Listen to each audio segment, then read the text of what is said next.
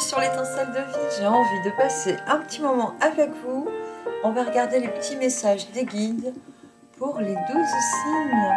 On a un petit message d'introduction qu'on va regarder tout de suite avec la carte des Lucioles qui parle de ces petites fées, ces petites mains qui nous illuminent le chemin, qui nous aident à contourner les montagnes.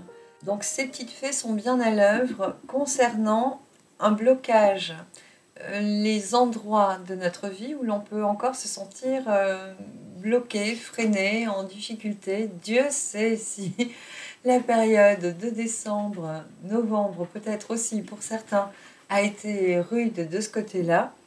Donc vis-à-vis de ça, on vous dit de garder espoir. On a les petites lucioles, les petites fées qui agissent sur le chemin. Gardez confiance, d'accord ? Et puis, on va voir le petit message qui les accompagne. On a la carte Givre rouge qui nous parle de tous ces endroits où on procrastine, où on n'a jamais le temps de faire tout ce qu'on veut, où on baisse les bras, où on est un peu fatigué. Je pense que ceci a été à l'œuvre sur les derniers mois de l'année 2023. Dieu qu'il est temps qu'elle se termine, n'est-ce pas pour certains? J'en suis moi-même convaincue. Ici, on en a marre que les choses s'entassent, que les dossiers ne se règlent pas, que tant de choses restent à faire. On est dépossédé, on est fatigué, on est vidé, rien qu'à l'idée de devoir les faire. Et plus ça s'accumule, plus on est saisi subitement d'une force, d'une colère peut-être, d'un élan, d'un sentiment, d'un ressentiment. On a besoin de se mettre en route, de se mettre à l'œuvre, d'agir, de se lever, de faire les choses. Donc il y a une énergie empreinte de beaucoup d'énergie, d'énervement aussi certes, mais il y a quand même une motricité qui en découle, un passage à l'acte, quelque chose de positif dans la matière, dans la 3D, j'allais dire dans la 4D, voyez-vous. C'est aussi de bon augure, on est peut-être en train de passer un cap à ce niveau-là. Elle est accompagnée de la carte des 4 Orients, où ici il s'agit d'une dynamique qui concerne les 4 Orients, le monde entier, le globe entier, ou bien d'investir notre énergie dans 4 directions, dans tous les endroits qui sont restés bafoués, j'entends, qui sont restés vides et avides. Voici les mots qui descendent, comme toujours, je vous les partage, vous prenez que ce qui vous parle.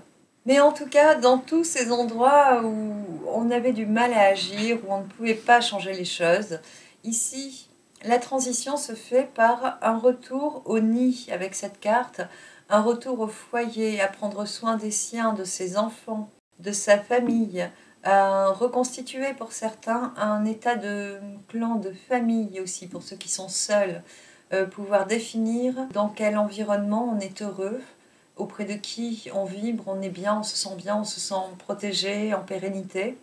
Tout ceci est évoqué sur cette carte.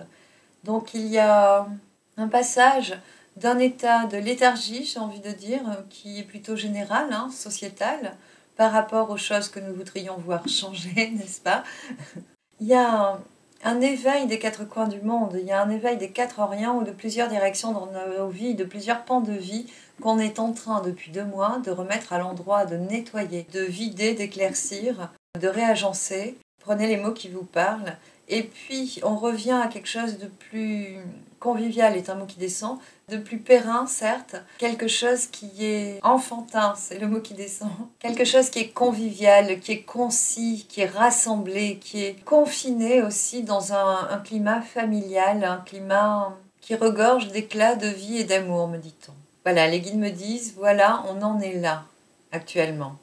Revenir au cœur du cœur de la paix en soi. Se focaliser sur ce qui est juste et vrai en soi et sur ce qui nous rend fort, qui nous rend force donc, qui nous rend sains, entourés de sentiments nobles, de sentiments équilibrés, de transformer tout ce qui était colère, jugement, tous ces pans sociaux qui ont été désabusants pour beaucoup, de revenir à l'unité, au clan, à la famille, aux amis, à ce qui est vraiment palpable du relationnel qu'on a su tisser, qu'on est encore à même de développer de nos jours. Nous sommes heureux d'être avec vous et de célébrer ces fêtes avec vous. C'est dur pour beaucoup. Pour autant, même si ce n'est pas dur pour tout le monde, si tout est relatif, ce n'est pas parce que vous êtes sous un toit, entouré dans un monde débordant de matérialité, que vous êtes plus heureux que ceux qui viennent de perdre leur toit, leur famille, tous les membres de leur famille, pour certains. Ce n'est pas parce que votre confort est plus exacerbé que votre lumière intérieure vous éclaire pour autant. Chacun, à sa manière, est troublé en ces temps. Il y a encore des négations pour certains, des interrogations, voire des obscurcissements, des fois soudains aussi pour d'autres. Nous vous demandons d'être forts, de rester forts et soudés. Surtout rester soudés à ce qui est vraiment le schème de la réunion, de la collectivité, du noyau central d'une vie en osmose avec les autres. C'est vraiment la lueur qui doit devenir lumière pour les heures à suivre. Merci.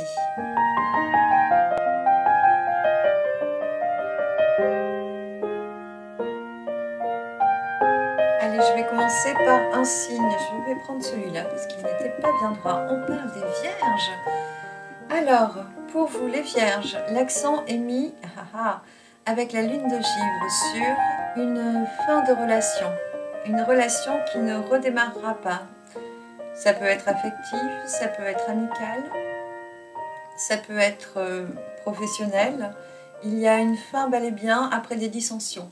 Une entente n'est pas offerte avec cette carte pour l'avenir. Les choses sont statuées dans une froideur, dans un givre qui ne peut être réchauffé avec ces cartes. Voici l'état général. Pour vous, il y a une réussite par rapport à ça, par rapport à cet état de distanciation, de négativisme pour certains, de séparation, de défaite pour d'autres. Vous êtes à l'aube de voir renaître des sentiments meilleurs. On a 3 cartes pour l'accompagner, qui sont le coq, la carte du coq. Le coq qui est un présage d'abondance quand même, de prospérité.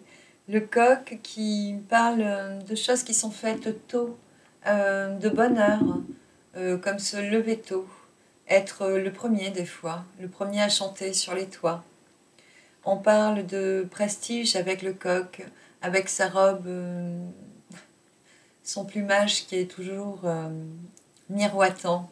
Donc il y a une envie de plaire, d'être beau, d'être belle, de se surpasser aussi, me dit-on. On me montre la lapis-lazuli, la hyacinthe aussi, et l'améthyste. En relationnel, on peut parler des cancers, des balances et des sagittaires. Par rapport à ça, l'accompagne la carte de papillon. Papillon, c'est la carte des transformations, de la maturation, d'éclore enfin à soi, de se transformer intégralement. Alors, est-ce qu'une assurance nouvelle permet de se transformer? Ça peut être ça. Est-ce que quelqu'un de fier, de sûr, sur lequel on peut s'appuyer, nous permet de nous transformer, d'aboutir pour une situation meilleure? En tout cas ici, la transformation tend à nous attirer vers la sérénité. Et si on le met en perspective vis-à-vis d'une relation qui a été conflictuelle et qui a été abrogée, finalement, qui a été décevante, on est en train de reprendre goût à la vie, goût au plaisir, goût à la définition de soi, retrouver peut-être un peu d'orgueil avec le coq et de la distance, retrouver une forme de sérénité par rapport à une relation qui a été difficile et qui est stérile, de toute évidence, pour l'heure. Est-ce qu'on a d'autres choses à dire?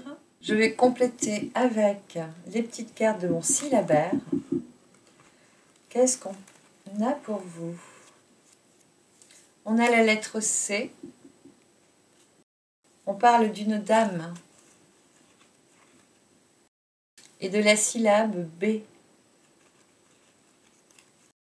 Mettez-y les mots qui vous passent à l'esprit, qui vous passent par la tête. On parle de tâter, on dit tâte. Alors, il y a peut-être quelque chose à tester. Adapté, hein, surtout. C'est pour vous, cette partie. On vous dit que l'âne a détalé. Donc, il y a bien un état de crise passé sur laquelle vous reprenez le dessus. Et la dissension qui est évoquée n'est plus. On vous dit bien, hein, l'âne a détalé. Ce qui devait quitter votre vie est bel et bien parti. L'état de fait est déjà dépassé. Vous trouvez ici la force de dépasser une dispute, une dissension, un éloignement. Il y a une victoire quand même, une réussite, hein. C'est pas peu. Sur un conflit, une distance avec quelqu'un ou avec quelque chose. À vous d'adapter. Je vous laisse là-dessus et je vous souhaite une très très belle année 2024. Faites qu'elle soit un jardin fructueux pour vous. Je vous embrasse. À très bientôt. Bye bye.